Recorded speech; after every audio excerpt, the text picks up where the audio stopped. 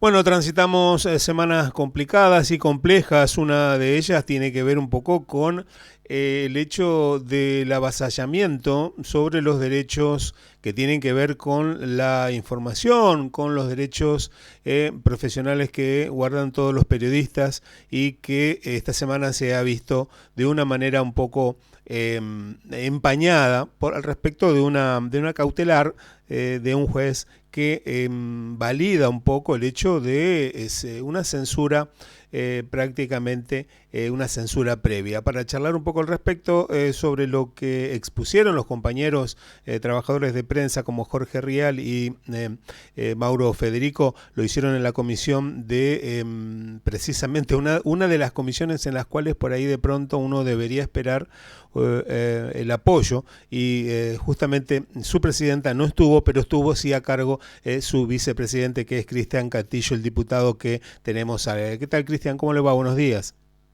Hola, ¿qué tal? Muy buen día, ¿cómo están? Bueno, apreciaciones al respecto de cómo estuvo, cómo vio el desarrollo de la comisión.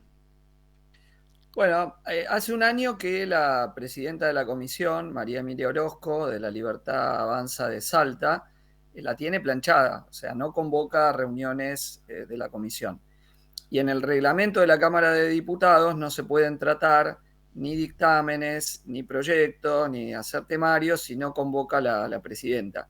Entonces, venimos estando con las manos atadas y le venimos pidiendo con notas colectivas e individuales ante cada hecho importante bueno, que convoque y que cite a las personas implicadas. A ver, tuvimos un hecho de enorme gravedad cuando le tiraron una granada de gas en la cabeza a Pablo Grillo, un fotoreportero, y ni siquiera en ese caso convocó. En esta ocasión, lo que decidimos hacer entre diputados que somos autoridad de la comisión, aunque no tenemos, digo, la competencia para llamar una reunión, que se voten dictámenes, etcétera, es decir, bueno, hacemos una autoconvocatoria, invitamos a Jorge Rial y a Mauro Federico, y bueno, hacemos, por lo menos le damos un respaldo político ante este ataque brutal a la libertad de expresión que no se puede admitir, ¿no? Y logramos una convocatoria muy importante, porque fueron más de 40 diputados y diputadas. No es habitual que una convocatoria de este tipo tenga tanta respuesta. Hubo de todos los bloques menos del oficialismo. Y bueno, y creo que fue un poco lo que teníamos que hacer, ¿no? Eh, Pudieron estar Mauro Federico y Jorge Rial, expresarse, señalar que ellos no iban a ceder ante la presión, que iban a ceder a continuar con la investigación, lo que me parece un mensaje muy importante, no solo por el hecho del ataque que sufren ellos y la importancia de la investigación que están llevando adelante, sino para cualquier otro periodista que quiera desafiar al poder bueno, y que no hay que ceder ante estos mensajes disciplinantes, ¿no? Ante la idea de, che, no, mejor me callo pues me van a meter una cautelar o me van a hacer una denuncia de que son espías rusos y venezolanos, como la insólita denuncia de Patricia Bullrich, que tendría que mejor buscar en los aparatos de espionaje del oficialismo que se espían a sí mismos en medio de las peleas y no inventar cosas insólitas para dar cuenta de algo que además tiene un contenido muy importante, porque está lo que se pudo denunciar bien en la reunión que hicimos fue tanto el intento de violar la libertad de expresión mediante un juez condicionado por denuncias al cual recurren para conseguir la cautelar, la denuncia inverosímil de Patricia Bullrich, sino también el contenido de lo que vienen denunciando a partir de la publicación de los audios de Españolo, que es las coimas en la Agencia Nacional de Discapacidad y la política de vaciamiento de la Agencia Nacional de Discapacidad, donde se echaron cientos de laburantes, varios de ellos personas con discapacidad que habían entrado por el cupo en discapacidad, y este gobierno los dejó en la calle. Digo, fíjense de lo que estamos hablando, ¿no? Personas con discapacidad entran a trabajar a partir de una ley cumpliendo el cupo en discapacidad y este gobierno las echa. Eh, ¿Qué sucedió? Habían entrado con una contratación precaria, como ocurre frecuentemente en el Estado Nacional, y no por responsabilidad solo de este gobierno, sino de los distintos gobiernos, y los dejan en la calle. Y a la vez hay un sistema de recorte de pensiones que no tiene que ver con las irregularidades en el otorgamiento de las pensiones, sino en la pura discrecionalidad. donde ahora sabemos que se había establecido un sistema de premios a los empleados cuanto más pensiones recortaban, y donde se enviaban cartas documento sabiendo que no iban a tener respuesta para justificar de esa manera el recorte de pensiones, en un esquema armado entre Sturzenegger y Españolo. Entonces, yo creo que hay que tomar dimensión de lo que hicieron.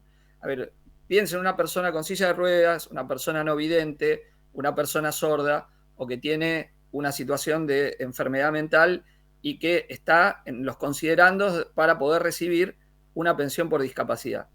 Y la viene cobrando hace años.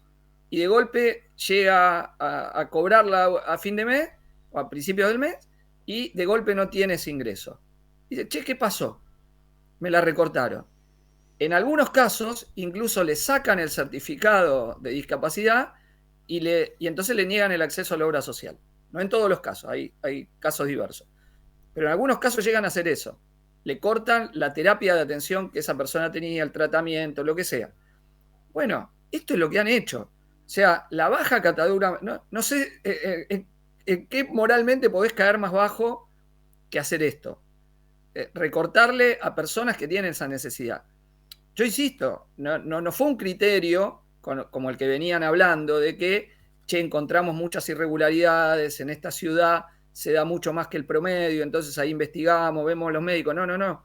Ellos cortaron a personas que tienen todos los requisitos para tener la pensión.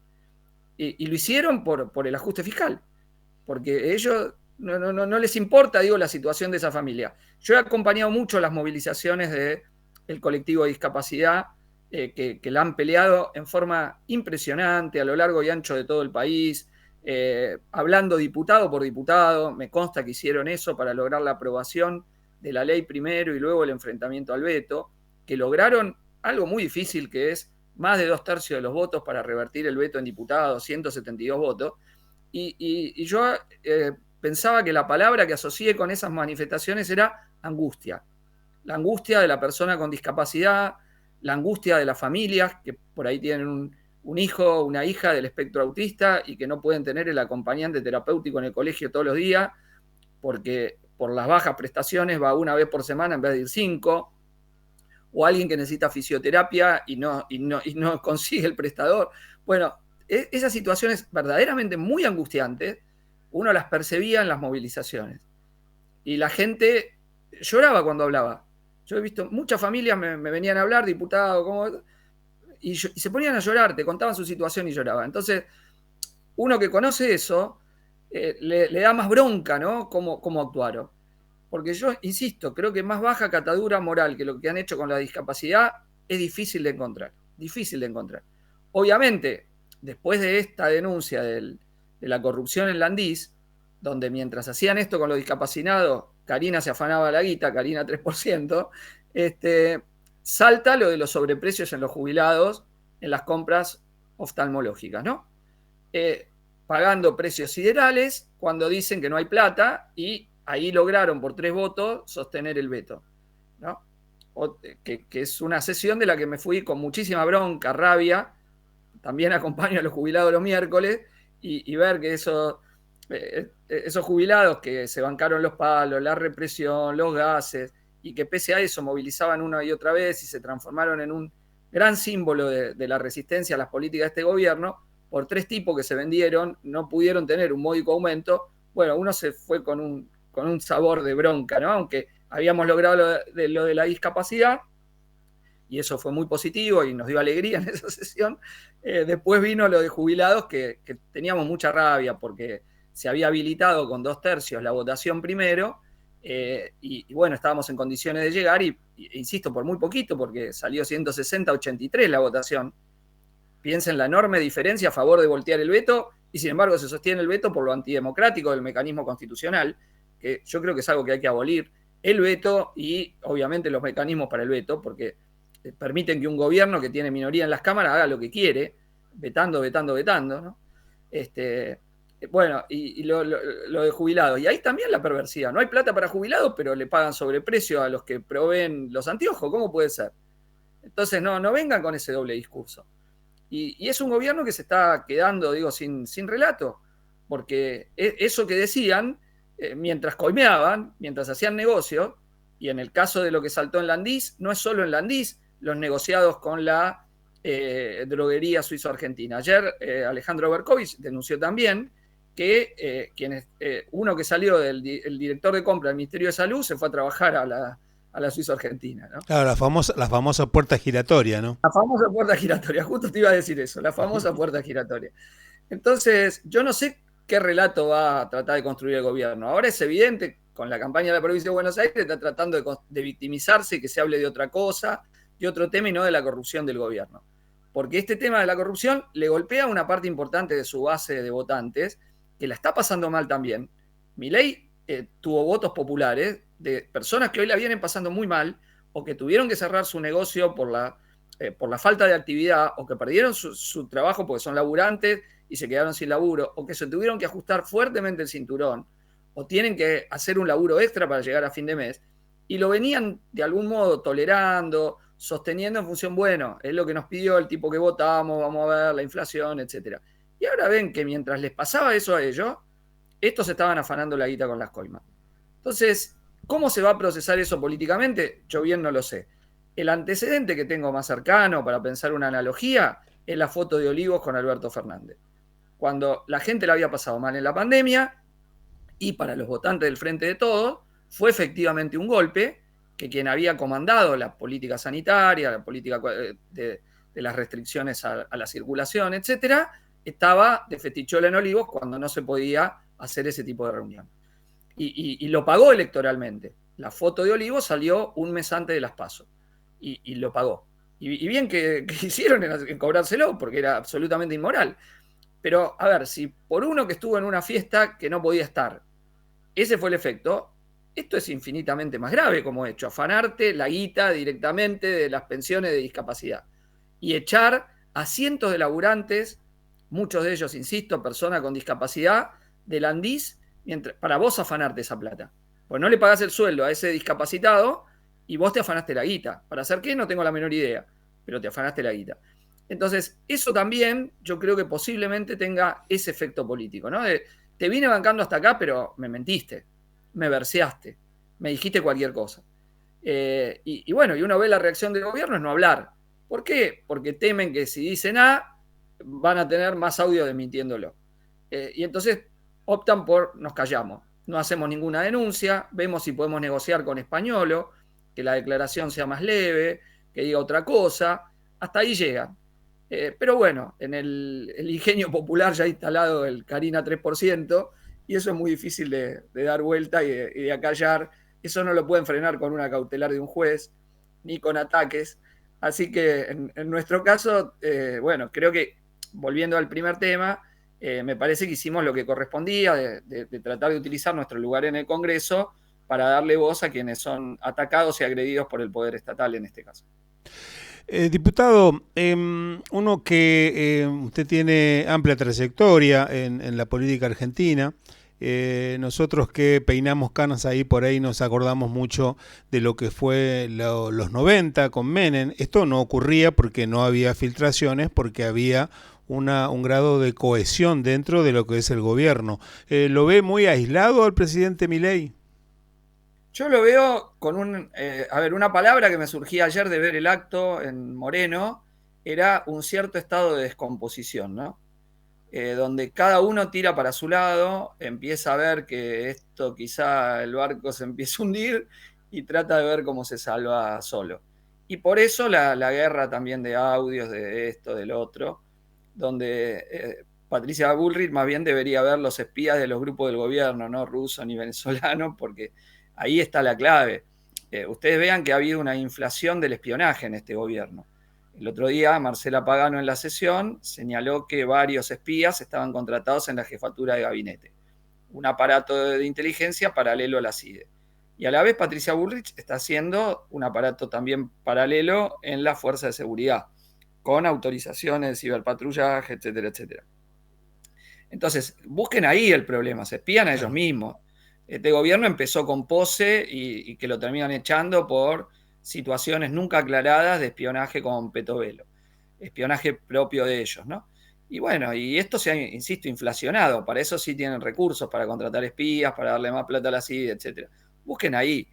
Entonces, en un estado de sálvese quien pueda, bueno, todo esto empieza a salir a flote. Y me parece que esa es la situación que estamos viviendo, por eso las revelaciones, por eso los escándalos que saltan. No encuentro otra explicación. Ahí el gobierno se trata de cubrir y dice es una maniobra de la oposición. A ver, Españolo no es de la oposición. Españolo no lo grabó nadie, ni de la izquierda, ni del peronismo, ni de nadie que pueda ser opositor. Lo grabó alguien propio, amigo de él, no sé. No tengo la menor idea quién fue y a esta altura ni me interesa. Me interesa el contenido de la grabación. Es verdad lo que pasó. Es lo mismo, volviendo al paralelo con la foto de Olivos. ¿Fue una operación eso? Seguramente. ¿Cómo llegó eso a la periodista Guadalupe Vázquez? Nunca se aclaró. No sé ni me importa, pero era verdad. Lo que había hecho Alberto Fernández era inmoral. Mientras la gente no se podía reunir con los familiares, él hacía lo que le decía a la gente que no había que hacer. Punto. Lo pagó políticamente. Ahora lo que están haciendo ellos es absolutamente inmoral. Absolutamente inmoral. Y bueno, y espero que la población tome conciencia, dimensión, insisto, de esto de la baja catadura moral que es lo que hace. Si le quisieron hacer una operación al presidente, fueron los propios. Que no busque la oposición. Ahora la oposición lo vamos a denunciar, obviamente. ¿Qué quiere? Que salte, que hay coimas en la Andis y yo diga, no pasó nada, siga. Pero es ridículo. Es obvio que si hay un esquema, y más quienes estamos comprometidos con las luchas que están ocurriendo, con esas peleas contra estos recortes, contra estos ajustes, contra un gobierno al que venimos enfrentando desde el minuto uno, denunciándolo como ajustador y ahora ajustador y coimero, ¿no? Porque eso es lo que es un gobierno ajustador y coimero que sigue la letra del Fondo Monetario Internacional y que la va a chocar de la mano del FMI como todos los gobiernos que se arrodillan ante el FMI. Es el destino inexorable de seguir la receta del fondo, es chocaste. Tardarás un año, tardarás 2, tardarás 3, pero terminás chocando. Porque son esquemas insostenibles. Estos esquemas de endeudamiento y de ordenar toda la economía para el pago de la deuda a costa de los puestos de trabajo, del nivel de vida de la población, de liquidar la educación pública, la salud pública, y donde no tienen freno. Para el FMI acá se pagan jubilaciones muy altas. Digo, para graficar lo que ellos piensan. Los burócratas del fondo dicen, en Argentina se pagan muchas jubilaciones, tienen demasiada cobertura. Ahora han eliminado la moratoria, y ahí no llegamos a revertir el veto, por eso se levantó el temario la última vez, que es gravísimo.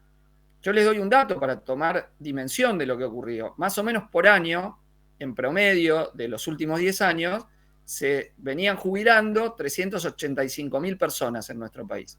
Si tomo los últimos 10 años, hay un promedio, sube un poquito, baja un poquito, subió con la renovación de la moratoria en 2023, ese es el promedio. Se estima que esa cifra va a caer a 40.000 a partir del 2026. O sea, se van a jubilar por liquidar la moratoria 10 veces menos personas en nuestro país. Y eso es lo que el FMI le ordena al gobierno, y el gobierno no quiere ceder ahí, no quiere aflojar, y otros que ahora están votando algunas cosas con la oposición, lo bancan en ese tema de la moratoria al gobierno. No quieren que vuelva a la moratoria. Y le están negando el derecho a la jubilación a gran parte de la población, a la mayoría de la población en realidad. Y lo mismo con el DNU 70-2023, que tiene media sanción de nulidad en el Senado, que es el que liquidó la ley de alquileres y el que cambió la fórmula jubilatoria, que era mala para los momentos de alta inflación, pero si hoy rigiese, la mínima estaría 100.000 pesos arriba. O sea que si anulamos el 70-20-23, provocamos un aumento de las jubilaciones mayor al que tenía la ley que vetó el gobierno, ¿no? Por eso yo creo que es uno de los temas en los que tenemos que insistir. A ver, hacete el opositor todo lo que quieras, pero demostrá que mínimamente que lo sos. El DNU 70-2023 hay que votarlo y ese se anula por mayoría simple. Ni siquiera necesitamos una mayoría especial. O sea, tenemos que tener el quórum y luego la mayoría de los votos. Pero hasta ahora no hemos logrado, en el resto de la oposición, nosotros somos un bloque de 5 en el frente de izquierda, no podemos convocar una sesión especial que requiere el mínimo de 10 votos, de 10 firmas, perdón, para ser convocada, pero venimos bregando diciendo, che, hay que meter el 70-20-23. No puede ser que se mantenga en pie un decreto absolutamente inconstitucional. Ni bien salió, en el Congreso hicimos una reunión con constitucionalistas de todo tipo, no hubo uno que defendió la constitucionalidad de ese DNU. No hubo uno, ¿eh? y la Corte no dijo nada y está ahí vigente. Entonces digo, señalo esto porque cuando el barco empieza a hundirse hay muchos que se empiezan a bajar, que bancaron este gobierno, que le bancaron leyes represivas a Patricia Bullrich. Incluso el peronismo en el Senado le votó varias leyes represivas a Bullrich, contradiciendo lo que habían votado en diputados. Le votó el blanqueo al gobierno en su momento, no nos olvidemos. Y otros bloques ni hablar, que se pusieron la peluca cuantas veces Milei lo necesitó, que le dieron votos estratégicos y lo siguieron haciendo con los jubilados el otro día, donde, como les decía, yo me fui con una bronca enorme de esa sesión, tipos que habían votado a favor de que se trate el tema y se dieron vuelta después y votaron en contra de rechazar el veto.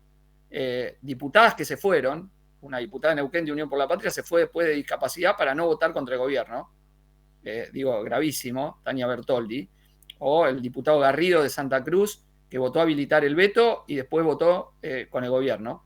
El diputado López Murphy, que habilitó los 2/3, se iba a abstener y votó con el gobierno también. Los 4 diputados de Misiones, que se abstuvieron, la diputada Vidal, que habló en contra de eso y se abstuvo, y que permitieron al gobierno avanzar. Entonces, digo, basta de pelucas acá, hay que tener una actitud consecuente, y el 70-20-23 es uno de los temas. Obvio, dentro de poco vamos a tener otros 2 test, que son el presupuesto universitario y Garrahan, ¿no? Garrahan que fiscalmente no tiene ninguna significación, no le reporta nada al gobierno verdaderamente, pero bueno, vamos a ver si podemos voltear esos 2 vetos o todavía hay muchos que igual se siguen poniendo la peluca, ¿no? Claro. Diputado, finalizando, agradeciendo su tiempo y la deferencia con nosotros. Hoy, hace minutos, se habilitó ya en la Cámara Alta, en el Senado, la discusión acerca del, rechazar el veto de la ley de emergencia y volverla a poner en vigencia a la ley de emergencia en discapacidad. ¿Usted cree que hoy es la puerta de entrada a ese nuevo Congreso que está mucho más cerca con el pueblo? Yo creo que sí, y creo que el mérito es de la calle. El mérito es de jubilado y jubilada que todos los miércoles, pese a los palos, los gases, la represión, se la bancaron y lograron la solidaridad de gran parte de toda la población y que eso trascienda las paredes del Congreso, de los colectivos de discapacidad que, insisto, hicieron una movilización extraordinaria. Yo los he visto recorrer todos los pasillos del Congreso hablando con cada diputado y cada diputada. Lo mismo han hecho en el Senado y espero que hoy tengan su recompensa con la nulidad del veto. Del Garrahan, los médicos, las enfermeras, los camilleros, todo el personal del hospital que lo transformó en causa nacional. Del movimiento universitario, sobre todo del año pasado, las marchas masivas que logramos hacer y los paros, y me incluyo pues soy docente universitario, que venimos sosteniendo. Creo que eso es lo que se ha empezado a colar, ¿no? La presión de la calle. Me parece que eso hay que tenerlo totalmente en cuenta porque si no, no se termina de entender por qué algunos se pasan, ¿no? Y obviamente también la situación económica, ¿no? Que el esquema se ve como insostenible. Así que bueno, esperemos, yo estoy confiado que hoy va a salir esto en el Senado, espero que también le den media sanción a la ley para modificar la aprobación de los DNU, y que la tratemos también muy prontamente en la Cámara de Diputados para que el gobierno no tenga las manos libres para hacer lo que quiere, ¿no? Ya que si no tiene la mayoría parlamentaria, que no gobierne a decreto y veto limpio y represión, que ha sido como lo ha hecho en gran parte de su mandato. Diputado Cristian Castillo, un fuerte abrazo y bueno, seguimos de cerca toda su labor parlamentaria y también todo lo que ocurra en favor de trabajadores, trabajadoras, formales, informales, todos aquellos que la vienen peleando en la calle con sostener los derechos, con sostener los derechos y conseguir tratar de estar mejor y poder votar de una manera, hoy por hoy diríamos que un poco más racional, dándose cuenta que bueno, que a veces se cometen errores, pero bueno, esperemos que todo salga de la mejor manera. Diputado, un fuerte abrazo. Un abrazo, hasta luego. Hasta aquí la palabra del diputado Cristian Castillo.